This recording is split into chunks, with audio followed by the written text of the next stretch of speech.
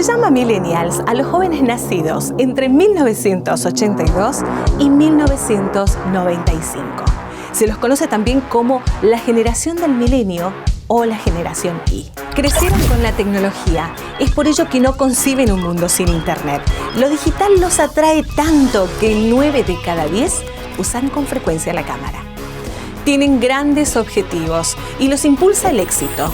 Buscan ocupar los mayores puestos en sus lugares de trabajo, modificar costumbres y transformar de esta manera la sociedad.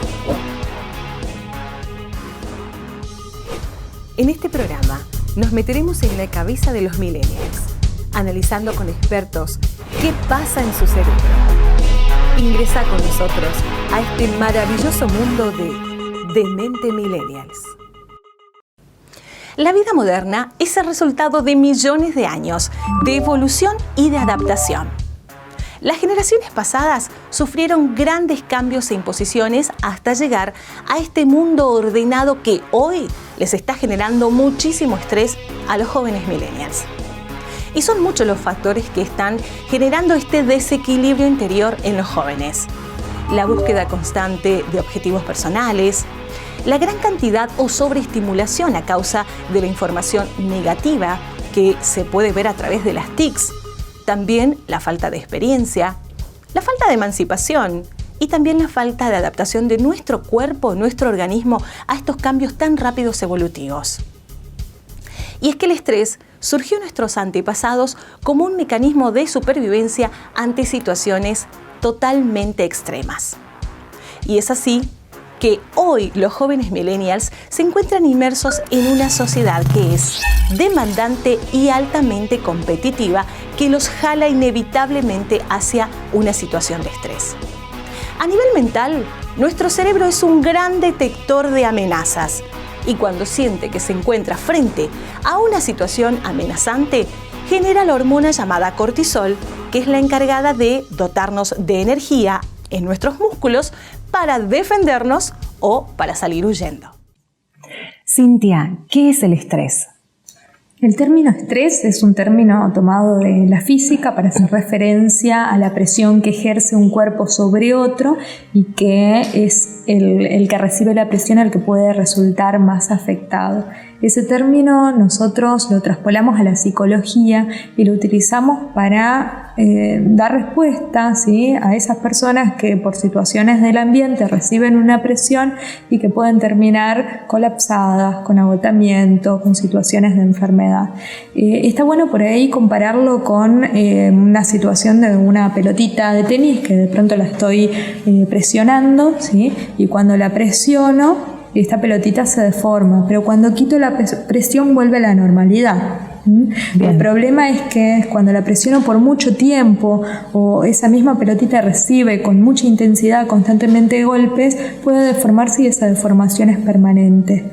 Nosotros cuando estamos estresados se activa en nuestro cuerpo el sistema nervioso simpático, el sistema neuroendocrino y el inmunológico que nos ayuda a elevar las defensas en un principio, ¿sí?, y que después tiende a decaer.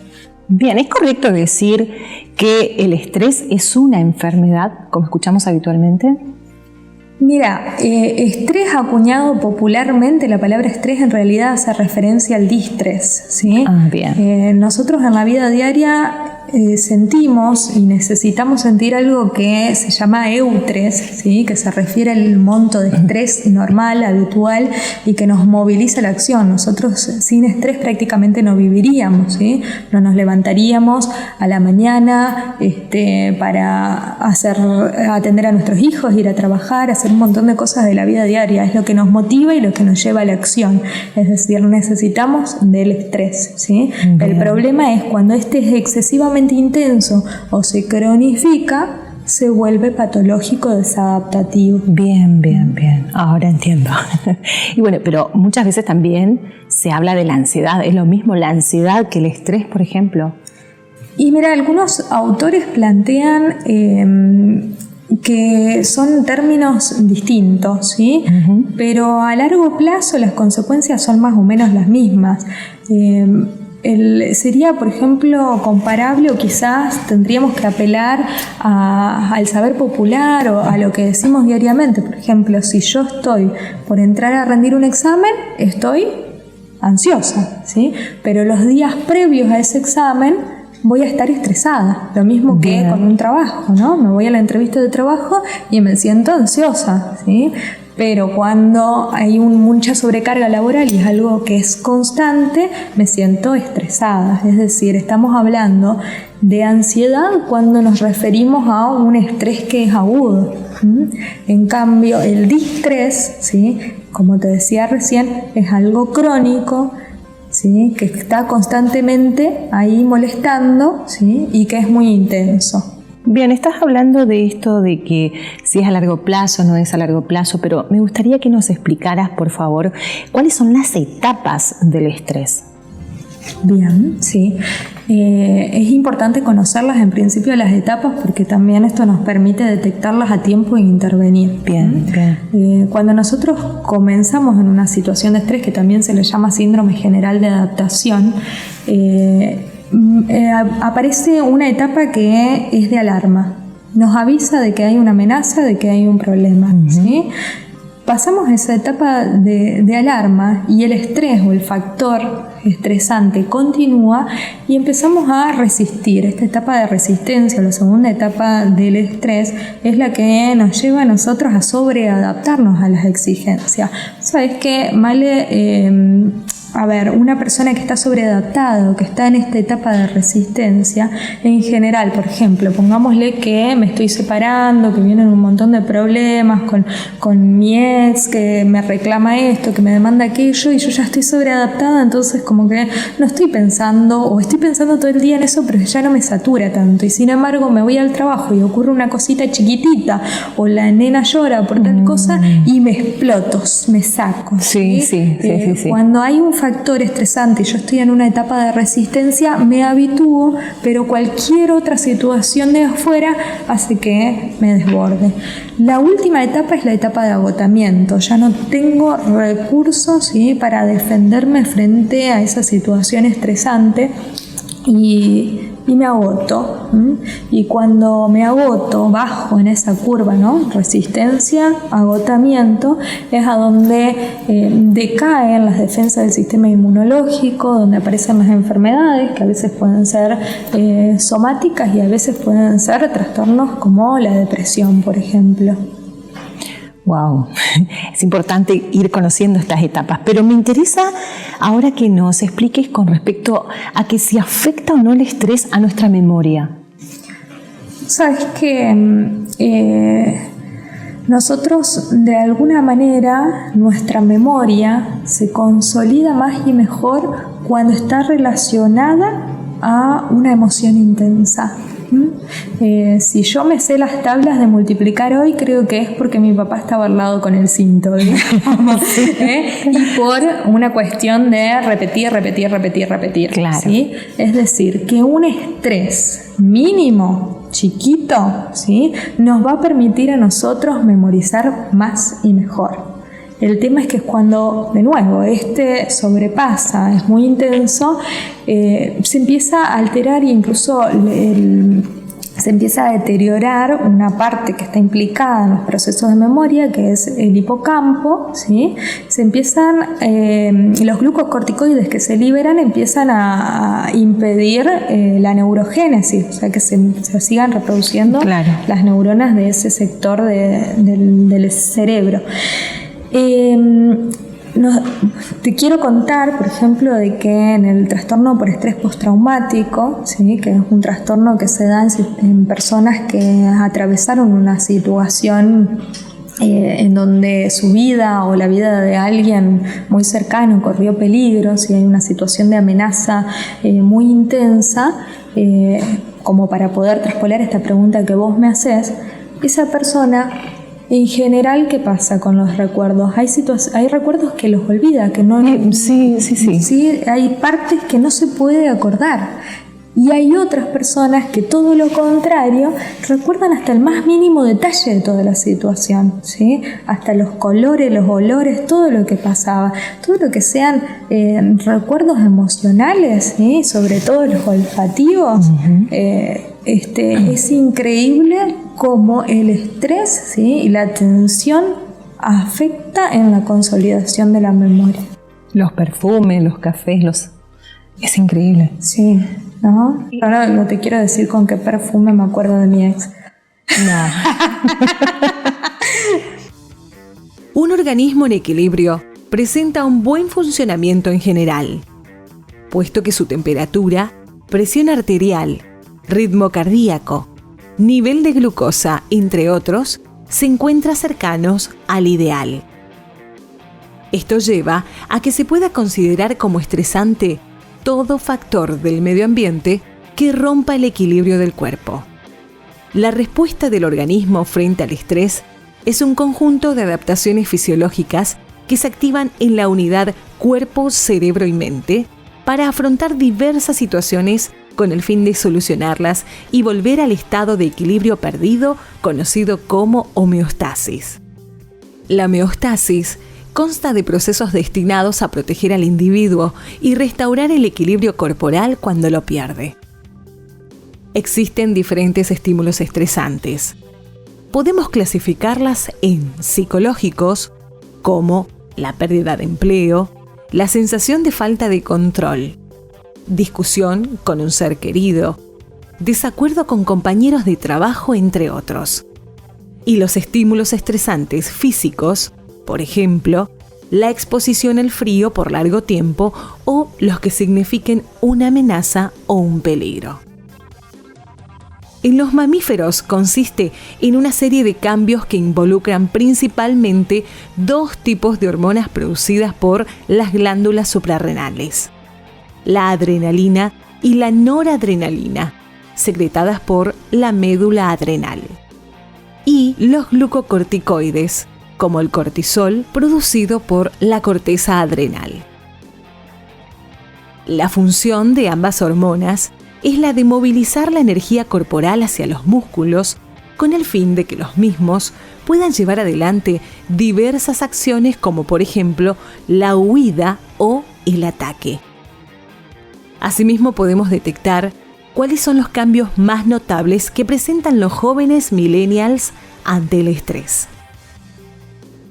Aumenta la frecuencia cardíaca. Se incrementa el ritmo cardíaco y la respiración se hace más superficial y más alta. Se amplía la cantidad de glucosa en sangre. Se produce la evacuación de orina y materia fecal.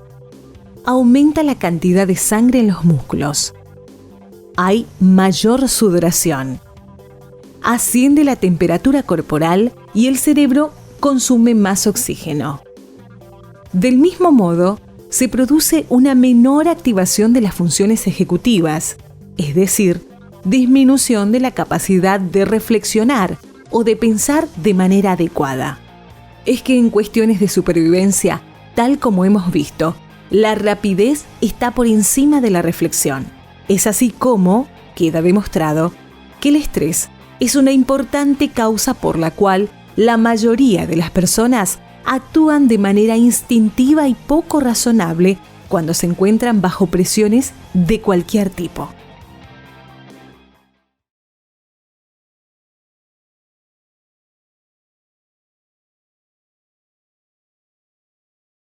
El estrés es un fenómeno normal. Sin embargo, si se mantiene constante en el tiempo, puede llegar a afectar los procesos cerebrales al punto tal de enfermarnos somática y físicamente. La respuesta que debería tener nuestro organismo frente a situaciones estresantes sería la de volver rápidamente a su equilibrio físico y mental. El estrés, ¿cómo afecta a nuestro cuerpo? Afecta, ¿no? Claro, por supuesto. Sí. A ver, hoy te decía que se ponen en juego, ¿sí?, el sistema inmunológico, que dijimos que después en la etapa de agotamiento disminuyen las defensas, ¿sí? En el sistema neuroendocrino se activa un eje que se llama eje hipotálamo hipofisario adrenal, en donde el hipotálamo, ¿sí?, se comunica con la glándula pineal o la hipófisis, y esa información llega a las glándulas que están por encima de los riñones, que liberan adrenalina, liberan cortisol, y eso a través de los vasos capilares se distribuye a todo el organismo. ¡Wow! Cuando nosotros estamos muy estresados, esa información, esos neurotransmisores, esas hormonas, todo llega a nuestro cerebro y hace que se vayan afectando y que se vayan incluso a veces deteriorando algunas partes, ¿no? Se va envejeciendo en nuestro cerebro, ¿sí? Es importantísimo poder entender las consecuencias, sobre todo en los ámbitos laborales, viste que hay mucho de burnout, el estrés laboral, ¿sí? Poder conocer cuándo ese estrés empieza a ser crónico, porque la persona empieza también a producir menos, empieza a faltar, se despersonaliza, se distancia de la persona con la que trabaja y no brinda un buen servicio, empieza a caer toda la economía de la empresa. Entonces es importantísimo que lo conozcan y que cuenten con algunos recursos también para reducirlo, amortiguarlo y que todos consigamos una mayor salud mental. Claro que sí, a veces no se presta mucha atención desde las empresas a estas cuestiones, pero tenés mucha razón con respecto al tema de cómo uno se va adaptando y cuánto va dando para la empresa. Con respecto a esto, ¿nuestro cuerpo tolera el estrés? Mira, nosotros tenemos cierta tolerancia al estrés, así como hay un umbral, por ejemplo, para el dolor, ¿sí?, que hasta este monto no nos perjudica. Bueno, con el estrés pasa lo mismo, ¿sí? Hasta esta línea, para mí, esta situación no me genera estrés, la paso y me estreso, ¿sí? Todos tenemos distintas tolerancias al estrés, que eso va a depender tanto del temperamento, que es algo que viene con nuestra genética, como de cuestiones o vivencias pasadas, ¿sí? A medida que nosotros vamos atravesando por situaciones de estrés, somos quizás menos resistentes, ¿sí?, a situaciones de estrés futuras. O sea que, bien, yo lo que te quiero preguntar es, ya que estamos hablando del cuerpo y del estrés, si cuando nuestro cuerpo ya no puede tolerar este estrés, aparecen allí estas clásicas, famosas enfermedades psicosomáticas que para muchos es, ¿cómo lo manejo? Sí, vos sabés que las enfermedades psicosomáticas, en verdad, hay todo una cuestión de discusión en torno a eso, porque de alguna forma te hablan de una dualidad, ¿sí?, cuerpo-mente, ¿sí? Y nosotros sabemos que el ser humano es algo íntegro, un todo. Entonces no podemos decir quizá que una enfermedad, por ejemplo un cáncer, no tenga un componente psicológico y al revés, ¿sí?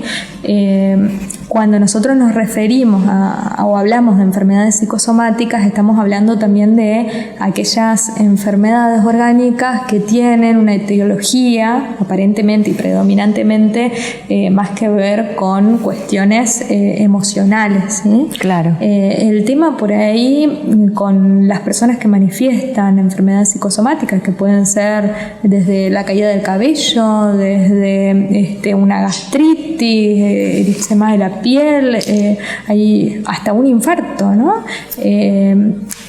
Es que desde la psicología incluso se plantea que las personas que manifiestan este tipo de enfermedad son personas que tienen que trabajar un poquito el reconocimiento de sus emociones. Son personas que se dicen inmaduras afectivas, emocionales, porque manifiestan a través del cuerpo algo que no pueden poner en palabras. Es importante identificar, ¿sí?, qué me está pasando y expresarlo para que el cuerpo no enferme. Y pareciera que estamos ante una sociedad que es inmadura emocionalmente, porque cada vez se ven más de estas enfermedades, ¿no?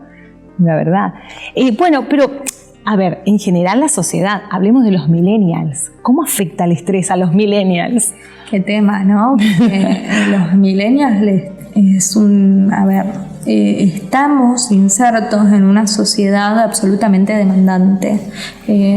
Tenemos mucha formación, pero al ser tan competitiva, De alguna forma somos como una generación de sueños rotos porque no alcanzamos los objetivos que por ahí nos proponemos. O sea, 1 de cada 3 millennials todavía vive con los padres, ¿sí? Y aparte estamos expuestos a un montón de estímulos juntos que de alguna forma se presentan como amenazantes también. Y acordate que las amenazas pueden ser reales o pueden ser percibidas. Si nosotros prendemos la tele, ¿con qué nos encontramos? Con que, el coronavirus, las muertes, los asaltos, la delincuencia, o sea, todas noticias por ahí amarillistas que generan una situación de estrés, ¿sí? Y en el joven, con más razón, que vos decías hoy, son inmaduros, tienen la capacidad para lidiar con todas estas adversidades, tienen una suficiente tolerancia al estrés,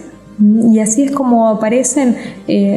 Vos sabés que, déjame que te tire un dato importante, Maile. Nosotros pensábamos que en la Argentina había más depresión. La depresión está totalmente relacionada al estrés. Eso te estaba por preguntar, justo. Y vos sabés que no, que en la Argentina hay más personas ansiosas. También 1 de cada 3 argentinas somos ansiosos. Wow. ¿Sí? Entonces es un dato importante también porque así como la depresión, la ansiedad, hoy me preguntaste por eso, ¿sí? Es una respuesta de activación ante una situación amenazante que nos predispone a, cuando vemos muchas situaciones de amenaza continuas, constantes, caer en estrés. Es decir, entonces que también el estrés puede afectar nuestro cerebro. Sí, por eso. El cuerpo y el cerebro. Te hablaba recién, sí.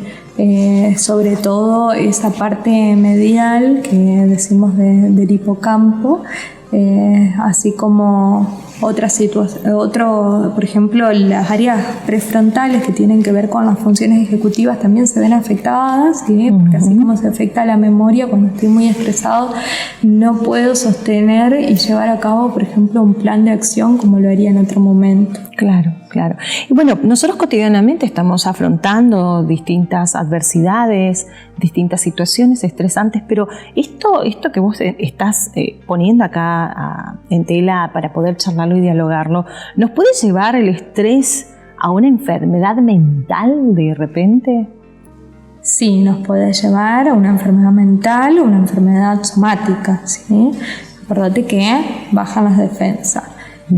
Cuando nosotros ya estamos en la etapa de agotamiento, lo que más se ve son los trastornos depresivos, ¿sí? El trastorno por estrés postraumático que estábamos hablando recién, y todos los trastornos de ansiedad como el pánico que se relacionan a un causante o un detonante externo. Con respecto a la depresión, por ejemplo, está más asociada a una prevalencia mayor en mujeres, ¿sí? El tema es que esto es al comienzo, como un detonante. A ver si me explico. Una persona que experimenta una situación de estrés intensa desarrolla un estado depresivo, ¿sí? Pero cuando yo desarrollé un trastorno depresivo mayor, tengo un 50% de probabilidades de volver a tener un nuevo episodio a lo largo de mi vida. Ahora, para que yo detone ese nuevo episodio, este segundo episodio, no necesito un factor de estrés tan intenso como el primero. Y una vez que es como que quedó sensible. Exactamente, a un segundo episodio, los posteriores episodios que también van a aumentar en relación voy a tener más chances o más posibilidades de tener nuevos episodios, cada vez voy a necesitar factores estresantes más mínimos, más chiquititos para hacer una nueva crisis. No a todas las personas nos afectan las mismas cosas. Algunos más, algunos menos. Lo cierto es que las personas estresadas de manera crónica no son felices. Y la felicidad no es ausencia de estrés. Entonces, ¿cuál es la clave? El secreto es aprender a gestionar y controlar nuestras propias emociones para saber cómo reaccionar ante una situación estresante. El estrés es necesario para nuestra vida. Y también es necesario regresar a nuestro estado de equilibrio físico y mental. Y esto se logra a través de la risa, a través de la colaboración, se logra a través de hacer ejercicios y de vivir una vida de manera positiva. Podemos concluir entonces en este programa que los jóvenes millennials deben aprender a detectar cuál es ese estímulo o situación que les genera estrés, controlarlo y también buscar actividades recreativas para así poder mejorar su condición cardiovascular y también mejorar sus condiciones y conexiones neuronales.